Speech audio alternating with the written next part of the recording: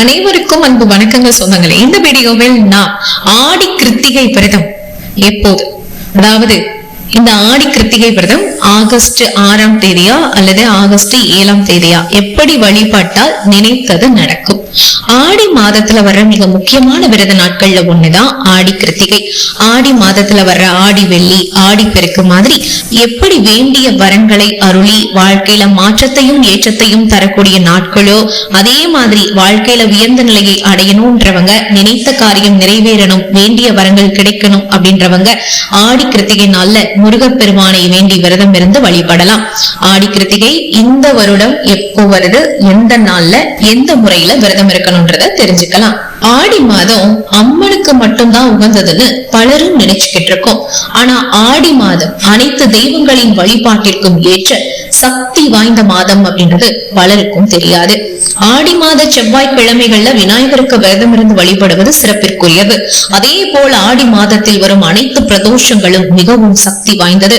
ஆடி மாத பௌர்ணமியில் பெருமாள் வழிபாடு செய்வது கேட்ட வரங்களை, அதாவது கேட்ட வரங்களை தரும் என்பது நம்பிக்கை.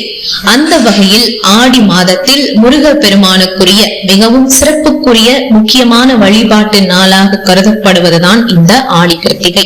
சரி, இந்த கார்த்திகை விரத சிறப்புகளை பார்க்கலாம். பொதுவாகவே முருகப்பெருமானுக்குரிய மிக முக்கியமான விரதங்களில் ஒன்றுதான் இந்த கிருத்திகை விரதம். உயர்ந்த பதவியை அல்லது உயர்ந்த நிலையை அடைய வேண்டும் என்பவர்கள் கிருத்திகை நட்சத்திரத்தில் முருகப்பெருமானை விரதம் இருந்து வழிபடலாம். உயர் பதவி என்றால் வேலையில் கிடைக்கும் பதவியில் மட்டும் கிடையாது.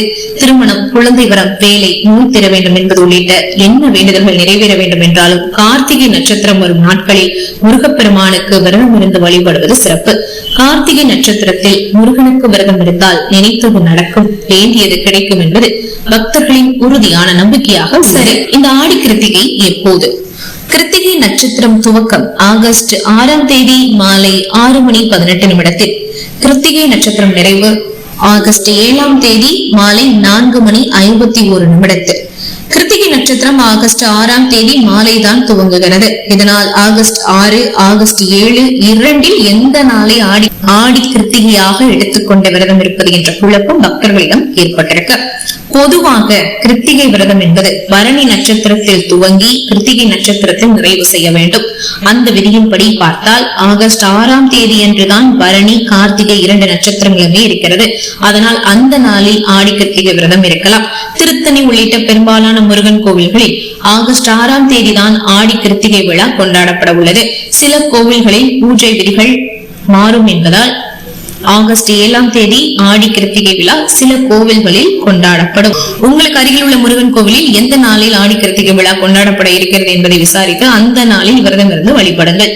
ஆடி கிருத்திகை விரதம் இருக்கும் முறையை பற்றி பார்க்கலாம். பரணி நட்சத்திரம் அன்று அதிகாலையிலேயே விரதத்தை துவக்கிவிட வேண்டும்.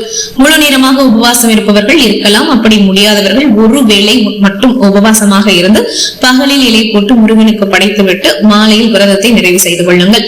முடிந்தவர்கள் அருகில் இருக்கும் முருகன் கோவிலுக்கு சென்று வழிபட்டு முருகனுக்கு நடைபெறும் அபிஷேகத்திற்கு பால் வாங்கி கொடுக்கலாம். கோவிலில் கூட்டம் அதிகமாக இருக்கும், அங்கு செல்ல முடியாது என்பவர்கள் வீட்டில் முருகப்பெருமான் விக்கிரகம் அல்லது வேல் வைத்திருந்தால் அதற்கு பால் அபிஷேகம் செய்து வழிபடலாம். விக்கிரகமோ வேலோ இல்லாதவர்கள் முருகனுக்கு பால், தேன், தினை மாவு ஆகியவற்றை நெய்வேத்தியமாக படைத்து வழிபடுங்கள். எதுவுமே முடியாதவர்கள் வெற்றிலைப்பாக்கு, வாழைப்பழம் மட்டும் வைத்து கூட வழிபடலாம். சரி, இந்த நேரத்துல நாம் என்ன மந்திரத்தை படிக்கணும்? வீட்டுல ஷட்கோண கோலமிட்டு அதுல 6 அகல் விளக்குகள்ல நெய் தீபம் ஏற்றி வழிபடுங்க. காலை மாலை இருவேளையும் ஷட்கோண தீபம் ஏற்றுவது ரொம்ப சிறப்பு. வீட்டுல விளக்கேற்றி வச்சு முருகனுக்குரிய கந்தர் அலங்காரம், கந்தர் அனுபூதி, கந்தர் அந்தாதி, திருப்புகழ், இந்த ஏதாவது ஒரு பாடலை பாடுங்கள். இல்ல எல்லா பாடலுமே பாடினாலும் பாடலாம். ஏதாவது குறிப்பிட்ட வேண்டுதலை முன் வச்சு அந்த வேண்டுதல் நிறைவேறணும் அப்படின்றதுக்காக விரதம் இருக்கிறவங்க அவங்களுடைய வேண்டுதலுக்கு ஏற்ற திருப்புகளை படித்து முருகனை மனதார வழிபடுங்க. சிலர் முருகனுக்கு ஏதாவது வேண்டுதல் நிறைவேறணும் அப்படின்னு இருந்ததுன்னா, இல்ல வேண்டுதல் நிறைவேறிடுச்சு அதை நிறைவேற்றணும் அப்படின்னு, அனைத்து கடன் நிறைவேற்றணும் அப்படின்னு வேண்டி இருந்தீங்கன்னா இந்த நாள்ல நிறைவேற்றுவது ரொம்பவே சிறப்பு தருங்க. அதனால இந்த வீடியோ வாயிலாக நீங்க புரிஞ்சிருப்பீங்க நம்புறேன். ஆகஸ்ட் 6ஆம் தேதியா இல்ல ஆகஸ்ட் 7ஆம் தேதியா அப்படின்றது எப்போ நாம இந்த ஆடி கிருத்திகை வழிபாட்டை மேற்கொள்ளலாம் அப்படிங்கறத நீங்க தெரிஞ்சிருப்பீங்க நம்புறேன்.